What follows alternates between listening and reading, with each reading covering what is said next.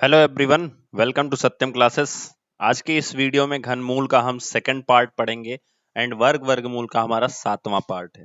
ठीक है, तो अगर आप लोगों ने इसके पहले जो 6 पार्ट हैं वो आपने नहीं देखे हैं तो प्लीज आप जाके देखिएगा। आपको लग रहा होगा ये ज्यादा है, बट चूंकि वर्गमूल के सेक्शन में काफी ज्यादा चीजें आती हैं। जैसे मैं आपको बताऊं एग्जाम्पल में कि जो third semester and fourth semester की आपकी बुक है, इसके अंदर वर्गमूल से रिलेटेड आपका जो ये घातांक की अवधारणा है, इसमें वर्गमूल की सारी चीजें आती हैं। फिर अगर आपको घनाभ की चीजें को डिटेल में पढ़नी है तो आपको वर्गमूल और घनमूल को जानना बहुत जरूरी होता है। उसके बाद आप चौथे सेमेस्टर में देखोगे तो ये पूरा टॉपिक ही है वर्गमूल घनमूल की अवधारणा। फिर देखो लंबा क्यों होता है, क्योंकि देखो लिखा गया है किसी संख्या का वर्गमूल तथा दशमलव संख्या का वर्गमूल ज्ञात करना। ठीक है, इसलिए ये टॉपिक थोड़ा जो होता है वो लंबा हो जाता है। और आपके घनमूल का ये दूसरा वीडियो है। इसके पहले वीडियोस में हमने ये देखा था, बट हमने ये जो क्वेश्चंस हैं वो हमने सॉल्व नहीं किए थे। ये जो सेक्शन आप लोग देख पा रहे हो यहाँ पे, इसको हमने अच्छे से देखा था कि इसमें कैसे कैसे ये वर्गमूल सॉरी घनमूल और घन जो होते हैं उसके इकाई अंक में क्या हमें मिलता है, ये हमने ध्यान से देखा था। जो कि ये आपके सामने एग्जाम्पल है, लास्ट वीडियो का ये सारा कुछ है। और हमने वहां पे पढ़ा था, डिटेल में पढ़ा था कैसे हम घनमूल निकालते हैं, कैसे हम घन निकालते हैं, कैसे घनमूल निकालते हैं। ये सारी चीजों को हमने लास्ट वीडियो में देखा था। बट हमने एक और इंपॉर्टेंट चीज वहां पे देखी थी कि जब भी हम इकाई अंक में हमें 2 दिया गया होगा और उसका हम क्यूब करेंगे तो हमें 8 मिलेगा। और अगर इकाई अंक में 8 दिया गया होगा, उसका क्यूब करोगे तो आपको इकाई अंक में 2 मिलेगा। अब ये सिस्टम क्या है, तो जो लोग पहली बार देख रहे हैं वो प्लीज मैं रिकमेंड करूंगा आप प्लेलिस्ट विजिट करो। ठीक है, डिस्क्रिप्शन बॉक्स में आपको पहले ही नंबर पे प्लेलिस्ट मैं दे दूंगा आज इस वीडियो में, और आपको वहां पे विजिट करना है और पहले वो वीडियोस जरूर देख लीजिएगा। ठीक है, चलिए बाकी जो लोग कंटिन्यू देखते हैं वो देखें। तो 3 के क्यूब में 7 मिलेगा, 7 के क्यूब में 3 मिलेगा। इसी तरह से अगर घनमूल भी निकालते हैं तो किसी भी संख्या के अगर इकाई अंक में 8 है तो उसके घनमूल में 2 मिलेगा। ठीक है, और किसी संख्या के इकाई अंक में 2 है तो उसके घनमूल में 8 मिलेगा। यही चीज आपको बस सिंपल सा फैक्टर याद रखना था। बाकी अगर किसी भी इकाई अंक में ये चीजें आती हैं 1 4 5 6 9, तो यही डिजिट आपको मिलेंगे। क्लियर हो गया?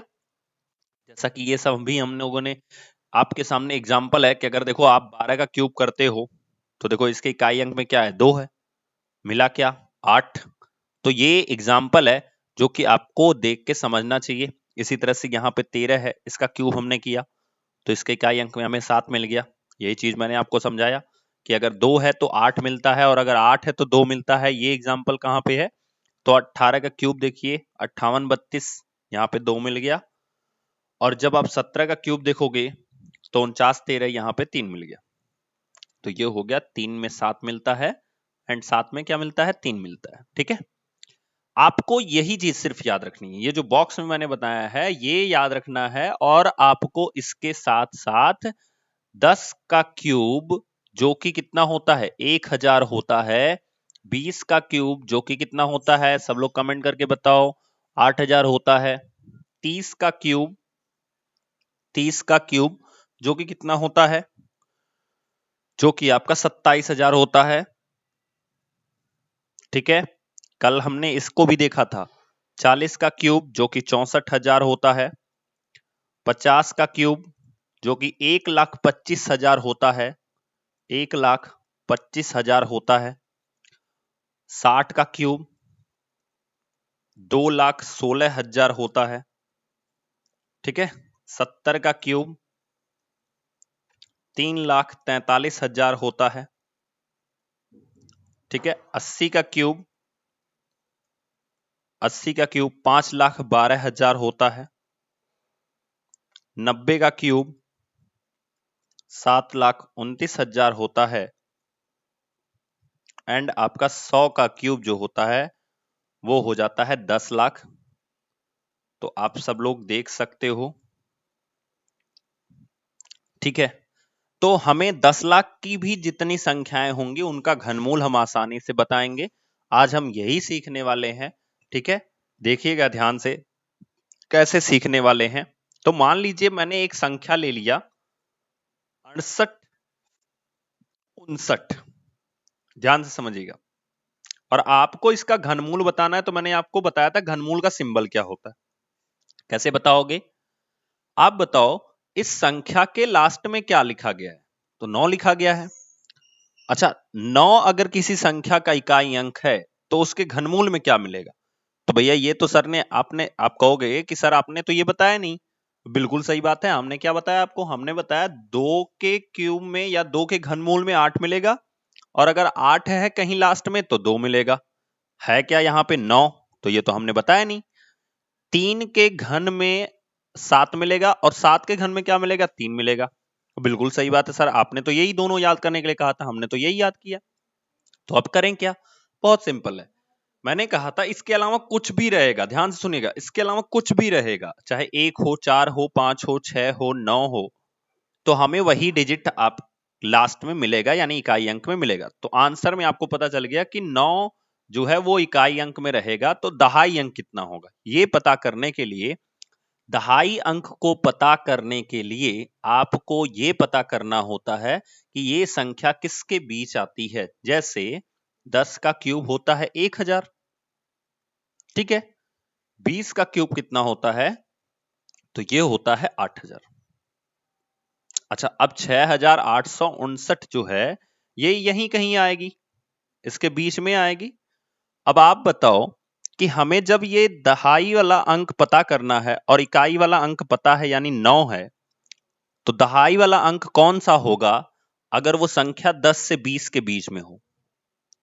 कोई ऐसी संख्या जो 10 से 20 के बीच में हो और उसका इकाई अंक 9 है।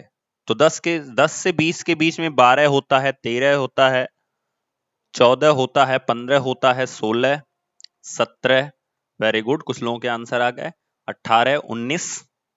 तो आपको खुद दिख रहा होगा यहाँ पे, यहाँ 9 है, तो ये 9 तो हमें मिला ही है।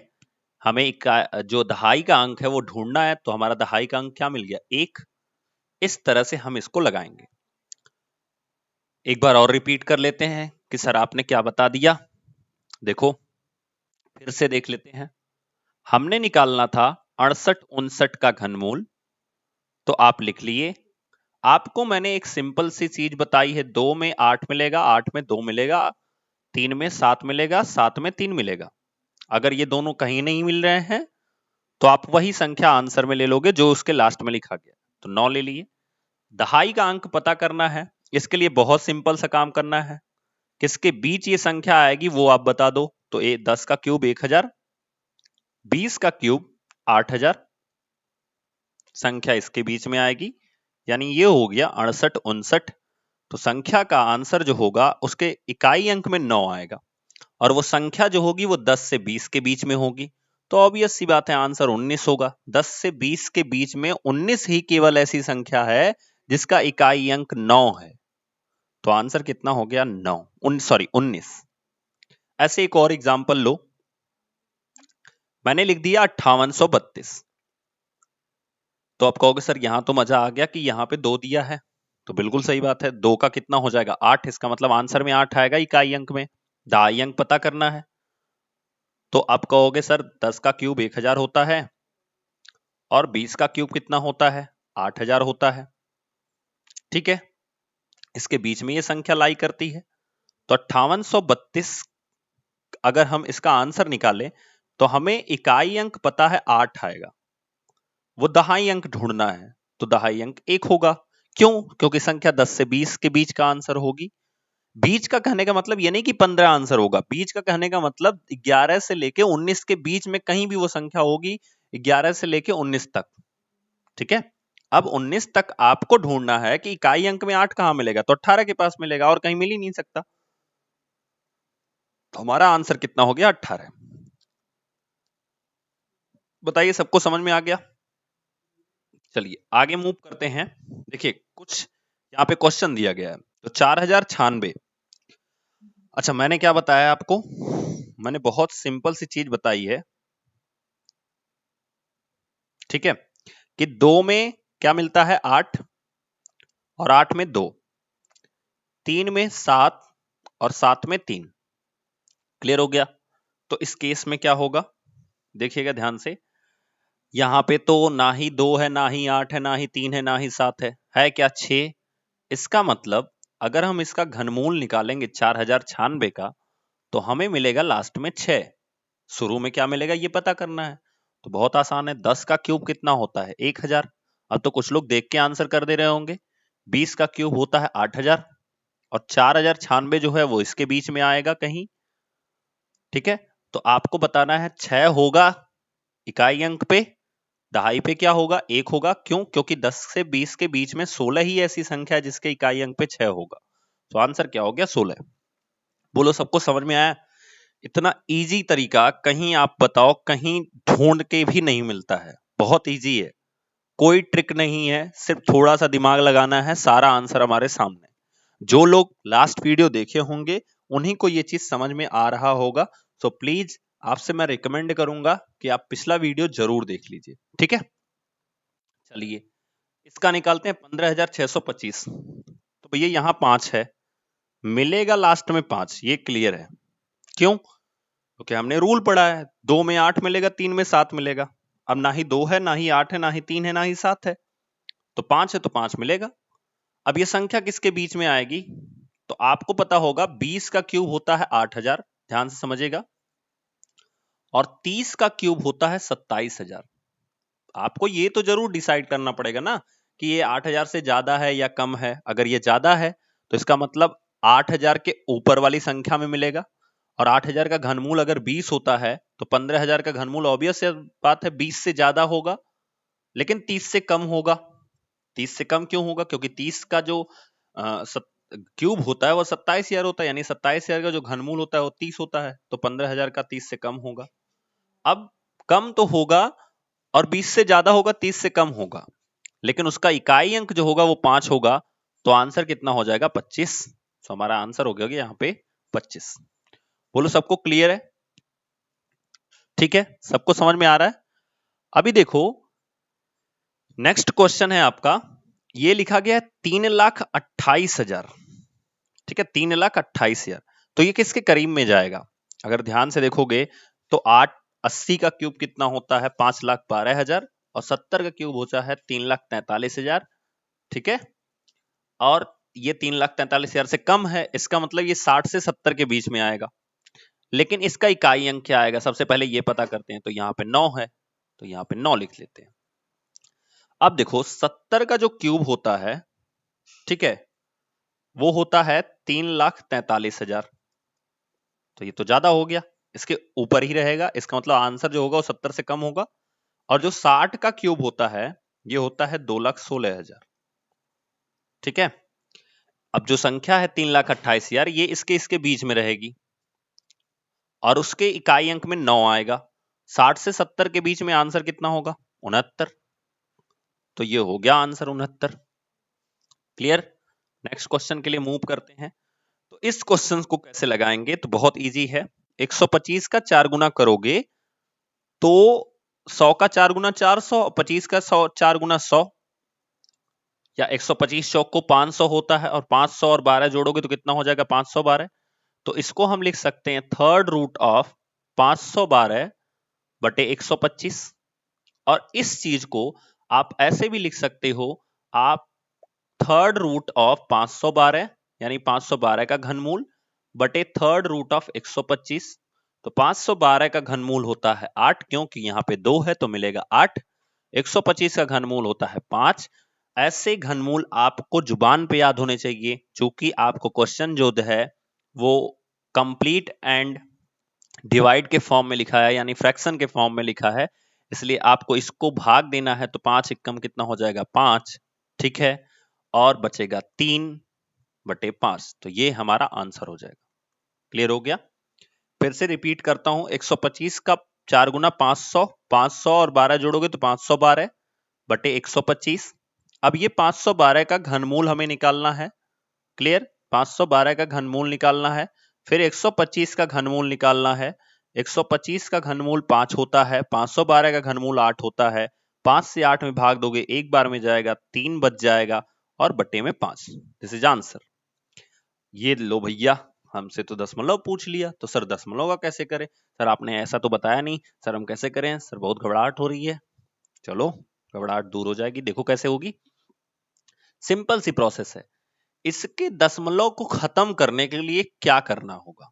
तो आप कहोगे सर जितने से गुणा कराएंगे उतने से भाग करेंगे। अरे भैया इतना लंबा नहीं जाएंगे, देखो ध्यान से, बहुत सिंपल सी प्रोसेस। मैंने पिछले वीडियोस में भी बताया है जब हम वर्गमूल पढ़ रहे थे। सिंपल प्रोसेस क्या है कि ये बताओ, ये अगर हम यहाँ पे दशमलव नहीं होता, थोड़ी देर के लिए सोचो, अगर यहाँ पे दशमलव नहीं होता तो ये होता कितना? ये सिर्फ 216 होता, क्योंकि इसके पहले जीरो का कोई मतलब नहीं है। ठीक है, अगर मान लो आप ऐसे 00005 लिखे हो तो इसका क्या मतलब? 5 लिखा है। ठीक है, अगर 5 के बाद 000 लिखा है तो ये 5000 है, 5 के पहले लिखा है तो कोई मतलब नहीं है। तो अगर ये दशमलव नहीं होता तो ये संख्या 216 होती। चलो भैया हमने 216 लिख लेना है डायरेक्ट। अब बताओ, दशमलव के लिए आपको लिखना है नीचे 1। ध्यान से समझो, दशमलव के लिए 1 लिखना है। जितने डिजिट हैं दशमलव के बाद, डिजिट चाहे वो 0 हो चाहे कोई भी हो, दशमलव के बाद कितने डिजिट हैं? तो 3 3 6 डिजिट हैं, तो आपको 6 जीरो नीचे लगा देना है। 3 3 6। अब हमेशा याद रखिएगा, जैसा कि मैंने आपको बताया है कि 10 का क्यूब होता है 1000, लेकिन उसको बताते समय मैंने आपको बताया था कि एक जीरो का क्यूब होता है 3 जीरो। तो ऑब्वियस सी बात है 3 जीरो का जो घनमूल होगा वो 1 जीरो होगा। तो अगर हम इस 3 जीरो का घनमूल निकालें तो 1 जीरो, इस 3 जीरो का घनमूल निकाले तो 1 जीरो, और 1 का घनमूल 1 ही होता है, और 216 का घनमूल 6 होता है। भाग दे दो तो जीरो लिखोगे, दशमलव लगाओगे, दशमलव जब लगेगा ध्यान से सुनिएगा तो ये 60 होगा। 60 में 100 से भाग जाएगी नहीं, तो एक बार और जीरो लगाएंगे तो ये 600 हो जाएगा। हो जाएगा, इमेजिन करना है आपको। फिर 100 से 600 काटोगे तो कितनी बार में जाएगा? 6 बार में जाएगा। This is answer. Now second rule है या सेकंड तरीका क्या है? बहुत आसान है, ध्यान से समझना। जैसा कि मैंने आपको बताया कि 3 जीरो का 1 जीरो होगा, 216 का होगा 6, इन सब के पहले दशमलव लगा था तो आप दशमलव लगा लो, और ये जीरो आंसर। ये स्मार्ट तरीके जो हैं वो आपको हमेशा नहीं काम आ सकते हैं, लेकिन ये जो मैंने बताया है पलट के, यानी कि उसको बटे में लिख करके, वो हमेशा काम आएगा। क्लियर हो गया? तो आई होप आप सबको समझ में आ रहा होगा ये सारी चीजें। अगर समझ में आ रहा है दोस्तों तो एक बार जरूर लाइक का बटन दबा दो, और अपने घर में रहिए, सुरक्षित रहिए, सेफ रहिए। जहां भी रहिए आप लोग एकदम सेफ रहिए, सुरक्षित रहिए, क्योंकि अब हमारे जो कोरोना का काल चल रहा है आप लोग जानते ही हो, काफी ज्यादा इसमें पेंडेमिक में बहुत ज्यादा लोगों की डेथ हो जा रही है। ठीक है, सो आप लोग जो है वो अपनों का ख्याल रखिए, अपना ख्याल रखिए। ठीक है, सुरक्षित रहिए, और खास करके अपनी पढ़ाई जो है वो कभी मत हटिए, क्योंकि देखो सही जो फाइटर होता है वो होता है अपने समय का सदुपयोग करने वाला। अगर देखो आप अपने टाइम का यूज कर रहे हो, क्या कर रहे हो? अपने टाइम का यूज कर रहे हो, जब दुनिया सो रही है तब आप जग रहे हो, तभी आपको सक्सेस मिल सकती है, तभी आपको सफलता मिल सकती है। ठीक है, सो आप लोग ज्यादा से ज्यादा इस चीज को शेयर कीजिए, वीडियो को शेयर कीजिए, लाइक करिए, कम से कम लाइक तो करके ही जाया करो। जितने भी लोग देख रहे हो वीडियो को वो जरूर लाइक करके जाया करो, चाहे आप लाइव देखते हो चाहे लाइव के बाद देखते हो। और आपको मैं बता दूं 1 बजे हमारी एसएसटी की क्लास चलती है डेली, 9 बजे 9 बजे रात को मैथ की क्लास, जैसा कि आप लोग देख रहे हो। और इसके साथ साथ हम सैटरडे एंड संडे को लाइव रखते हैं 8 बजे रात को, जिसमें हम आपके क्वेश्चंस, आपके सॉल्यूशंस, जहां पे आप अपने क्वेश्चंस करते हो, आपके सॉल्यूशंस, क्वेश्चन के आंसर दिए जाते हैं, तो वहां पे हम लोग मिलते हैं सैटरडे एंड संडे को। बाकी जो 5 दिन होता है उसमें हम अपनी पढ़ाई को रखते हैं, एंड मैं कोशिश करूंगा कि आपके थर्ड सेमेस्टर की क्लासेस जो हैं वो कंटिन्यू कर दी जाएं, जो कि कुछ टॉपिक्स जरूर पढ़ाए गए हैं, उसके बाद से जो चीजें बाकी हैं वो कंटिन्यू कर दी जाए। क्लियर? चलिए मूव करते हैं आगे। इसका आंसर तो बहुत सारे लोग तो देखते ही बता दिए होंगे, सर 3 जीरो तो 1 जीरो, 729, 9 पॉइंट लगाए पहले तो जीरो, काम खत्म। चलो इसका आंसर क्या होगा? तो देखो यहाँ पे स्क्वायर दिया है, आप ऐसे एज्यूम करो कि ये a है, ये टोटल वैल्यू a है और ये टोटल वैल्यू क्या है, b है। ठीक है, तो अब आपको क्या लिखा गया है, a square minus B square लिखा गया। फॉर्मूला क्या होता है, a प्लस बी एंड क्या होता है, a माइनस बी। तो पहले यहां पे पुट कर दो वैल्यू को। a की वैल्यू मैंने कितनी बताई है, 13.608 प्लस 13.692, ठीक है, सॉरी 392 और फिर दूसरा मैंने क्या बताया, 13.608 माइनस 13.392। चलो देखो 8 और 2 कितना हो गया, 10। फिर 9 और 0 कितना होगा, 9 ही होगा, लेकिन एक कैरी करा था तो ये भी 10। 6 3 9 और 1 10, 3 3 6, 1 7 और 1 1 2, तो ये तो हो गया 27। यहां कितना हुआ, 8 में से 2 घटाओगे कितना बचेगा, 6। फिर क्या हो गया, देखो 8 में से 2 घटाओगे 6 बचेगा, 0 में से 9 नहीं जाएगा तो 10 में से 9 घटाएंगे तो बचेगा 1। फिर यहां बचेगा 5, 5 में से 3 घटाओगे कितना होगा, 2 और 13 में से 13 को घटाओगे तो 0 हो जाएगा। तो यहां पे हमें मिल गया 27 एंड 0.20216।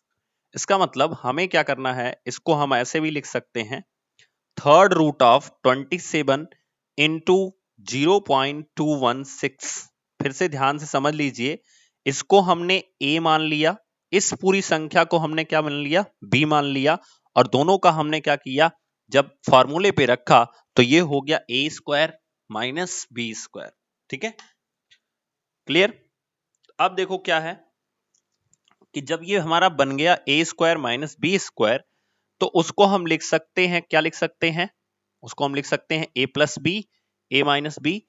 a की वैल्यू हमने रखी है 13.608 और b की वैल्यू हमने रखी है 13.392। दोनों को जोड़ दिया तो 27 आ गया और इन दोनों को घटा दिया तो 0.216 आ गया। अब इसको आप लिख सकते हो third root of 27 into third root of 0.216। ठीक है, तो 27 का रूट थर्ड रूट कितना होगा, 3 होगा एंड इसका थर्ड रूट कितना होगा, 0.6 होगा। तो ये हो जाएगा, जब गुणा कराओगे तो आपको मिल जाएगा 1.8। This will be your answer. ठीक है भाई, 6×18 होगा और आपको एक संख्या के बाद दशमलव था, मतलब लास्ट से एक संख्या के बाद हम दशमलव लगाएंगे तो 1.8 हमारा क्या आ जाएगा, आंसर आ जाएगा। ठीक है, अब ये क्वेश्चन का आंसर बहुत सिंपल है, 3 जीरो का 1 जीरो और ये टोटल मिलके 1 है। ध्यान से देखना, ये टोटल मिलके कितना है, 1 है, तो इसका घनमूल 1 होगा, तो इसका आंसर हो गया 0.01। चलो अब ये टोटल मिलके कितना है, 64 है, तो 64 का घनमूल फटाक से बता दो, 4 आएगा, चूंकि पॉइंट लगा ही था तो हमारा आंसर हो गया 0.4। यहां देखो वर्गमूल लिखा गया है, 1.21 को लिखा गया है, 121 का वर्गमूल आप बताओ पहले। तो 121 का वर्गमूल आप कहोगे सर 11 होगा, दशमलव कितने अंक के बाद, एक अंक, काम खत्म, ऐड कर दो इनको तो ये टोटल हो जाएगा 1.5। क्लियर हो गया, तो ये हमारा आंसर, ये भी हमारा आंसर। अब आ गया हमारा जो सवाल आपको दिया गया था, जो क्वेश्चन दिया गया था, देखो इसके लास्ट में क्या लिखा है, 7, आंसर में होगा 3, क्योंकि आपको बताया गया है 2 का 8 और 8 का कितना 2, 3 का 7, 7 का कितना 3, ये संख्या कितनी लिखी गई है, 12,167। तो यहां पे हो जाएगा 20 का क्यूब बराबर कितना हो गया, 8,000 और 30 का क्यूब बराबर कितना हो गया, 27,000।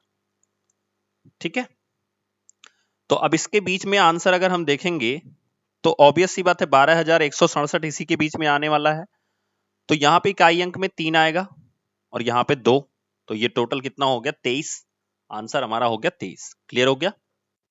नेक्स्ट है 2,05,379 लिखा है, इसमें कितना लिखा गया है, 2,05,379, लास्ट में 9 है, इसका मतलब आंसर में 9 आएगा, ये क्लियर है आपको।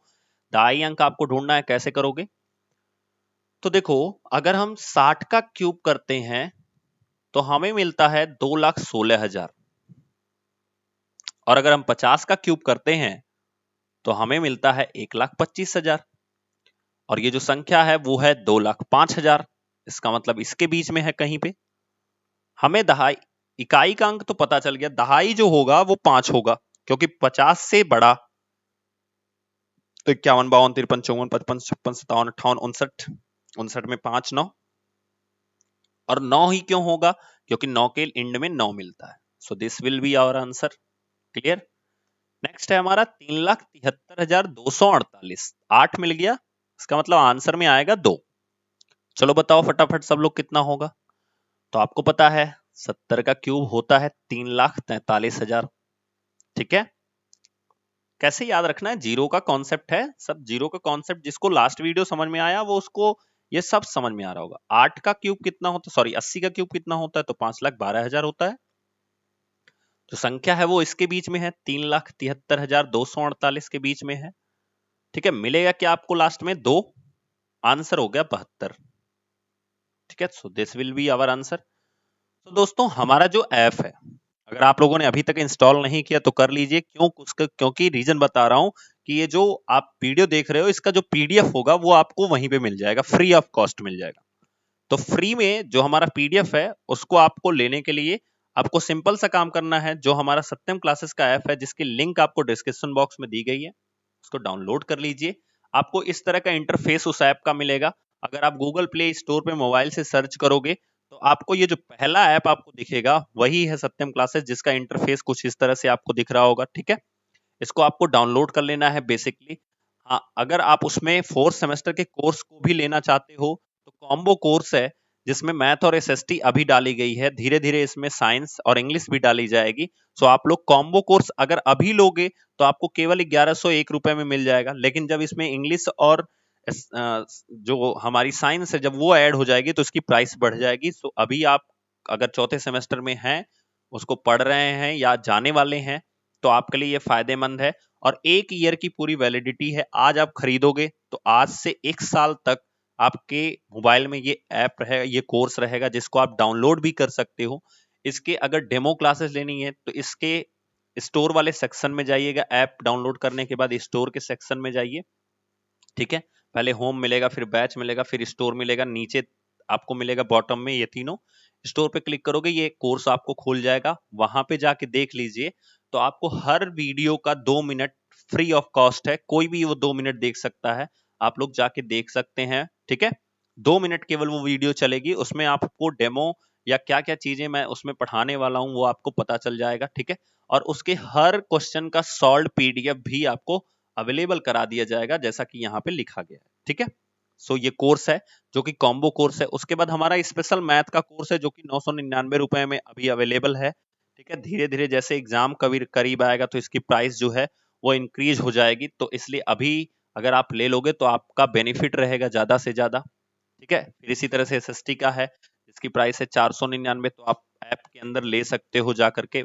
बाकी अगर फ्री इसका पीडीएफ चाहिए जो वीडियो हम लोग यूट्यूब पे पढ़ते हैं वो आपको मिल जाएगा। कैसे, यहाँ पे जब ऐप आप डाउनलोड करोगे, ठीक है, तो मान लो ये ऐप का पेज खुल गया, होम पेज, तो ऊपर जो है वो आपको क्या मिलेगा, ऐसे 3 लाइनें मिलेंगी। इन 3 लाइनों पे क्लिक करोगे तो एक स्टडी मटेरियल का सेक्शन आएगा, उस 3 लाइन पे जब क्लिक करोगे तो स्टडी मटेरियल का सेक्शन आएगा, उसमें क्लिक करोगे तो आपको पीडीएफ्स मिल जाएंगे। वहां पे यूपी टेट एंड डीएलएड करके एक सेक्शन बना होगा, उसमें जाके मैथ के सेक्शन में आप डाउनलोड कर सकते हैं पीडीएफ्स को। ठीक है, चलिए, तो आज का ये जो हमारा क्वेश्चन है ये आपके लिए होमवर्क है, इसको नोट डाउन कर लीजिए सब लोग। 8,30,584 आंसर के इकाई अंक में 4 आएगा, ये आपको क्लियर होना चाहिए। ठीक है, अब इसका आंसर कितना आएगा अगर आपको आ रहा है तो प्लीज कमेंट करके जल्दी से बताइए इसका आंसर कितना आएगा। क्लियर। नेक्स्ट है हमारा 12,25,043, इसका आंसर आपको बताना है कमेंट बॉक्स में। आपके कमेंट बॉक्स में मैं इसके आंसर को देखूंगा, फिर जिसका आंसर आया रहेगा उसको कल मैं उसका नाम आपके स्क्रीन पे सबसे पहले आएगा, जिसका आंसर पहले आया रहेगा। ठीक है, चलिए, तो ये सब चीजें हमने लास्ट वीडियो में देखी ही थी, और फिर हम लोग नेक्स्ट वीडियो में इससे रिलेटेड जो वर्ग वर्गमूल और घन घनमूल से रिलेटेड जो इबारती प्रश्न होते हैं, जैसे ऐसे सुने होगे ना कि 6 अंकों की बड़ी से बड़ी संख्या का घनमूल बता दीजिए, 6 अंकों की छोटी से छोटी संख्या का घनमूल या कह सकते हो कि पूर्ण घन संख्या बता दीजिए, पूर्ण वर्ग संख्या कितनी होगी। या आप ऐसे सुने होंगे कि 5, 12 और 18 से कटने वाली पूर्ण वर्ग संख्या बताइए। ऐसे बहुत सारे क्वेश्चन आपने सुना होगा जो इबारती क्वेश्चन यानी वर्ड प्रॉब्लम के नाम से जानी जाती हैं। उन क्वेश्चंस को हम लोग नेक्स्ट वीडियो में देखेंगे। सो तब तक के लिए thank you and hit the like button and share जरूर कीजिए, मैक्सिमम लोगों के पास आप लोग शेयर कीजिए, ठीक है। एंड ऐप को जरूर डाउनलोड कर लीजिए, आपको पीडीएफ फ्री ऑफ कॉस्ट है, वहां पे मिल जाएगा। और कोर्सेज अगर आप लेना चाहते हो तो आपको वहां पे अवेलेबल है। Thank you.